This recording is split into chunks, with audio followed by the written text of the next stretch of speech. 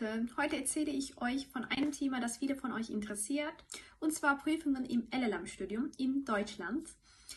Wie wir schon besprochen haben, studiere ich aktuell Master im Bereich Jura bzw. Rechtswissenschaften und darum wollte ich mit euch darüber sprechen, wie meine Prüfungen waren, wie schwierig sie waren und wie ich mich darauf vorbereitet habe. Also dann fangen wir mal mit der ersten Frage an. Also es gibt natürlich verschiedene Prüfungsarten, und zwar schriftliche oder mündliche Prüfungen. Am bekanntesten sind die Klausuren.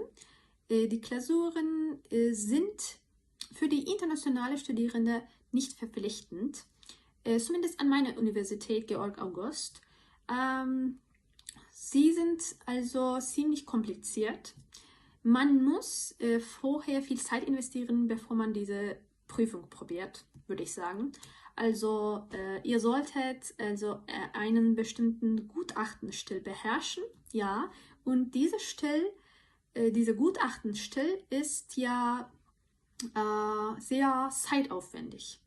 Ja, man bekommt einen Sachverhalt, ja, zuerst muss man das verstehen und dann also Schritt für Schritt diesen Sachverhalt lösen. Also das nennt man sauber lösen oder so.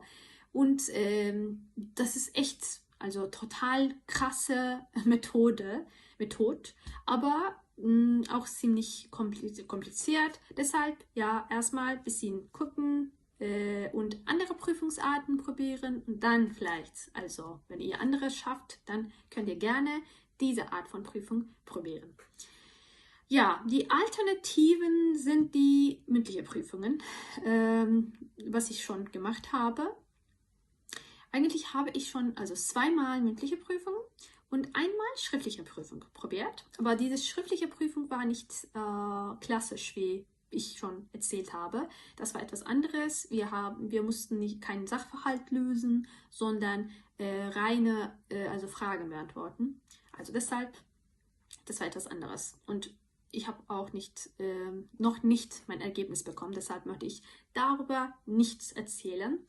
Also, wir kommen zu diesem Thema, es war mündliche Prüfung.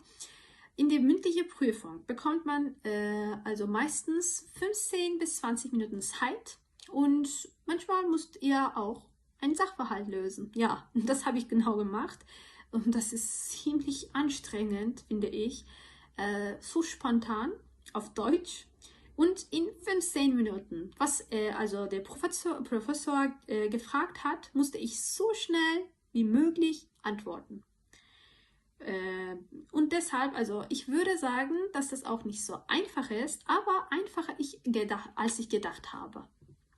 Ja, und der Vorteil ist, dass man also das Ergebnis nach der Prüfung sofort bekommt. Und ihr wisst also am Ende, ob ihr diese Prüfung geschafft habt oder nicht. Das finde ich sehr cool. Also, ja, das war's also für diese Prüfungsart. Es gibt also noch zwei Prüfungsformen, Hausarbeit und Seminararbeit. Beide sind sich ähnlich, trotzdem gibt es aber Unterschiede. Bei der Hausarbeit bekommt man manchmal ein Thema und manchmal einen Sachverhalt. Wenn ein Sachverhalt vorliegt, muss man ihn im Gutachtenstil prüfen. Falls man aber ein Thema bekommt, muss man dann also dieses Thema eher frei, also wissenschaftlich schreiben. Die Seminararbeit ist aber etwas spezieller. Man bekommt ein klar begrenztes Thema, verwendet keinen Gutachtenstil und schreibt mehr wissenschaftlich. Dazu gehört auch ein Vortrag im Seminar. Trotzdem haben wir weniger Zeit als Hausarbeit, wie zum Beispiel 6 Wochen lang oder so, also an meiner Universität. Und das finde ich ziemlich anstrengend. Also und nicht ausreichend, würde ich sagen. Ich habe die Seminararbeit selbst erlebt, und zwar letzte Woche habe ich meine erste Seminararbeit endlich abgegeben. Leider konnte ich aber noch nicht meinen Vortrag halten. Nach dem Vortrag möchte ich darüber ausführlicher sprechen, und zwar in den nächsten Videos. Okay, also das war's deshalb für heute. Auch zusammenfassend lässt sich sagen, dass man also in der Seminararbeit 3 wichtige Sachen beherrschen muss. Gute Argumentation, also Fachsprache ist das auch sehr wichtig und gute Struktur. Ja, wir werden darüber in den nächsten Videos sprechen.